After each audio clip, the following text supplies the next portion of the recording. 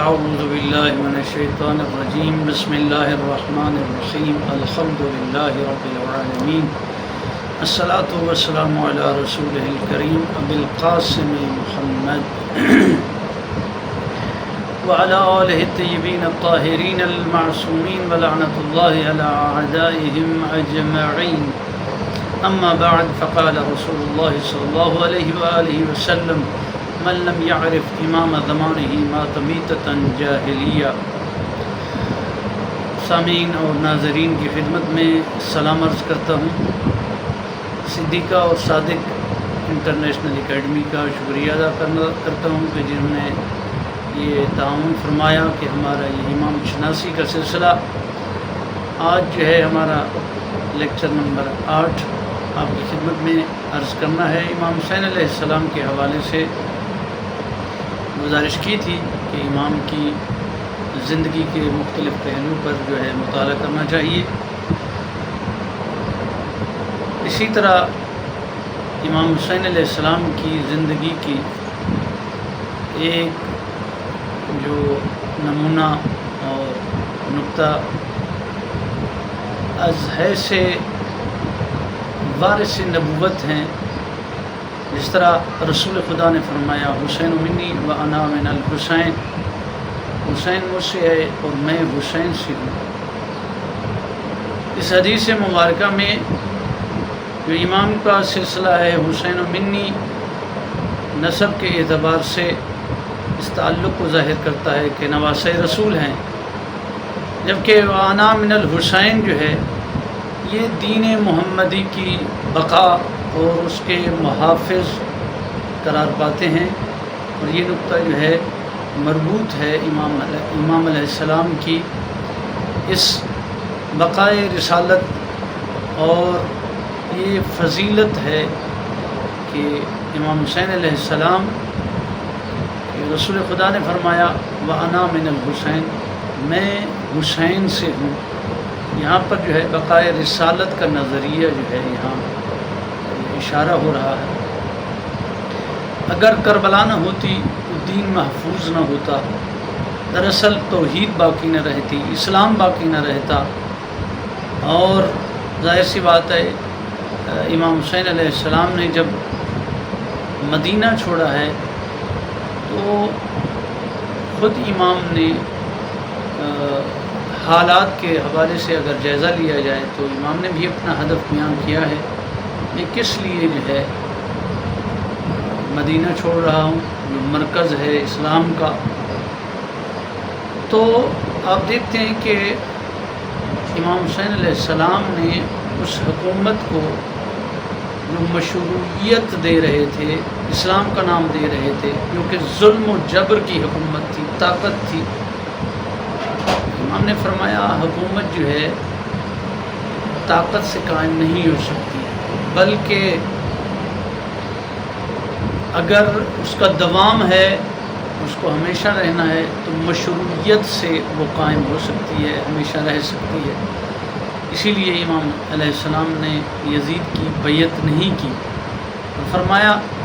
یہ شخصی اختلاف نہیں ہے، بلکہ یہ ایک بنیادی فرق ہے، ایک حق اور باطل کے درمیان فاصلہ قائم کر دیا، ایک اصل اور اصول قائم کر دیا کہ مجھ جیسا کبھی بھی یزید جیسے کی بیعت نہیں کرے گا۔ یعنی ظالم کی بیعت کرنا، امام نے فرمایا اسلام یہ نہیں کہتا، مشروعیت یہ نہیں ہے۔ امام علیہ السلام نے جب مدینہ سے نکل رہے تھے، مشہور و معروف وہ جملہ پڑھا جاتا ہے معمولاً، امام نے فرمایا انی لم اخرج عاشرا ولا بطرا ولا مفسدا ولا ظالما وانما خرجت لطلب الاصلاح فی امت جدی رسول اللہ اريد ان آمر بالمعروف وانهى عن المنکر واسیر بسیرت جدی و ابی علی ابن ابی طالب علیہ السلام۔ امام فرما رہے ہیں میں کوئی سرکشی، تکبر، فساد اور ظلم کی نیت سے نہیں نکلا ہوں، بلکہ میں اپنے نانا کی امت کی اصلاح کے لیے جو ہے میں اپنا وطن چھوڑ رہا ہوں، مدینہ چھوڑ رہا ہوں اور نکل رہا ہوں۔ اور فرمایا میرا ارادہ جو ہے یہ ہے کہ میں چاہتا ہوں نیکی کی طرف دعوت دوں اور برائی سے روکوں اور اپنے نانا کی سیرت اور اپنے والد کی سیرت پر چلوں۔ تو یہاں پر اس فرمان کے مطابق 4 ایسی چیزیں ہیں جس کی امام نے نفی کی ہے اور 4 ایسی چیزیں ہیں جس کو اس بات فرمایا۔ نفی جس چیز کی ہے، عاشرن یعنی عیش پرستی اور غرور میں نہیں چاہتا، باطرن تکبر نہیں چاہتا، سرمستی نہیں چاہتا، مفسدن فساد کرنے والا نہیں ہوں، ظالمن ظلم کرنے کے لیے نہیں نکلا ہوں۔ اور اسی طرح فرمایا کہ میں 4 کام جو ہے، پہلا کام جو ہے اپنے نانا کی امت کی اصلاح کے لیے نکل رہا ہوں۔ میرا نکلنا کربلا کی طرف مدینہ سے جو ہدف ہے وہ یہی ہے کہ میں اپنے نانا کی امت کی اصلاح کر سکوں اور امر بالمعروف کر سکوں، نہی عن المنکر کر سکوں، اور اپنے نانا کی سیرت اور اپنے والد کی سیرت علی ابن ابی طالب کی سیرت پر میں چلوں۔ یہ عبارت، یہ فلسفہ قیام عاشورہ ایک جامع منشور جو ہے امام نے بیان فرمایا کہ میرا یہ اصلاح کرنا امت کی، کیونکہ امت جو ہے بگڑ چکی تھی اور بے راہ روی کا شکار ہو رہی تھی۔ ظاہر سی بات ہے معاشرے میں جب بگاڑ پیدا ہوتا ہے تو اللہ کی حجت اس کی اصلاح کے لیے، امام علیہ السلام عقیدے کی اصلاح کے لیے، اخلاق کی اصلاح کے لیے، حکومت کی اصلاح کے لیے، معاشرے کی اصلاح کے لیے، یہ ایک بنیادی تحریک کربلا کا منشور تھا کہ ان چیزوں کی اصلاح کی ضرورت تھی۔ اس زمانے میں امام علیہ السلام کی نگاہ جو تھی وہ محدود نہیں تھی، فقط دین تک، عبادت تک محدود ہو۔ امام تو مکمل ایک تہذیب اور مکمل دین اسلام کی حفاظت اور اس کی اصلاح چاہتے تھے، اور آزادی انسان یعنی انسانیت کی آزادی چاہتے تھے۔ اسی لیے عاشورہ میں ایک ملکہ فرمان جو ہے ملتا ہے، امام فرماتے ہیں اگر تم دین کے بھی پابند نہیں ہو، قیامت اور حساب و کتاب کے بھی پابند نہیں ہو، نہیں خوف کھاتے ہو، تو کم از کم ایک آزاد اور باعزت انسانوں کی طرح جو ہے زندگی بسر کرو۔ یہ جملہ شرافت انسانی کا تقاضا کرتا ہے، آزادی انسان کا تقاضا کرتا ہے۔ امام علیہ السلام نے یہ جو قیام فرمایا ہے، امام یہی چاہتے تھے کہ یہ جو اس زمانے میں ایک ماحول بنا، ایسی بات ہے جو دین اسلام سے قبل اگر ہم جائزہ لیں تو جاہلیت کا زمانہ ہے، اور ایسا دور ہے جس میں بہت ساری خرافات اور بہت ساری ایسی جاہلانہ رسومات رائج تھی، جس کو نبی مکرم اسلام نے اللہ کے اس دین کی ترویج کر کے اس معاشرے کی، اس تہذیب کی اصلاح فرمائی ہے۔ تو وہ معاشرہ جو پیغمبر اسلام کی بڑی کوششوں اور بڑی تبلیغات سے اور محنت و کاوش سے بلاد اسلامیہ میں رسول اکرم کی محنت رنگ لائی اور ایک اسلامی معاشرہ تشکیل پایا، اس کی تبدیلی ہم دیکھتے ہیں پیغمبر اسلام کی وفات کے بعد۔ وہ معاشرہ جو اسلامی معاشرہ تھا، جو تہذیب اسلامی تہذیب تھی، آہستہ آہستہ اسی زوال کی طرف جو اسلام سے قبل جو زمانہ تھا اس کی طرف جا رہا ہے۔ اسلام کی بنیادوں کو اور اسلام کی بنیادی عقائد کو تحریف کا شکار کیا گیا اور اسلامی تعلیمات کو بگاڑا گیا،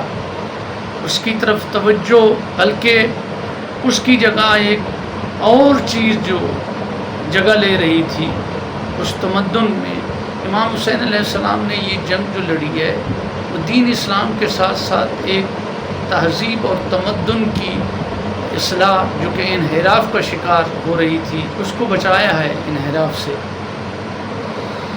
کیونکہ دیکھیں یزید جو معاویہ کے بعد جب بنتا ہے تو کسی بھی اصول کے تحت وہ حاکم نہیں بنا تھا،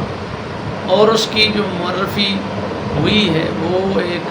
اسلامی نمائندے کی،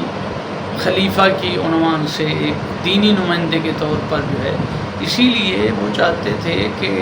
یہ حکومت جو ہے، یہ خلافت جو ہے ملوکیت میں بدل جائے، جس کی طاقت ہو، پاور ہو، قدرت ہو، وہی حکومت کرے اور وہی جو ہے خلیفہ ہو۔ تو یہ پہلے اس طرح نہیں تھا، یعنی دینی ریاستی سسٹم کو جو ہے ایک جبر اور ظلم کے ساتھ جو ہے اس کا ذریعہ بنایا جا رہا تھا، وسیلہ بنایا جا رہا تھا، اور اقتدار اسلامی اور سیرت نبوی کو ختم کیا جا رہا تھا۔ تو لہذا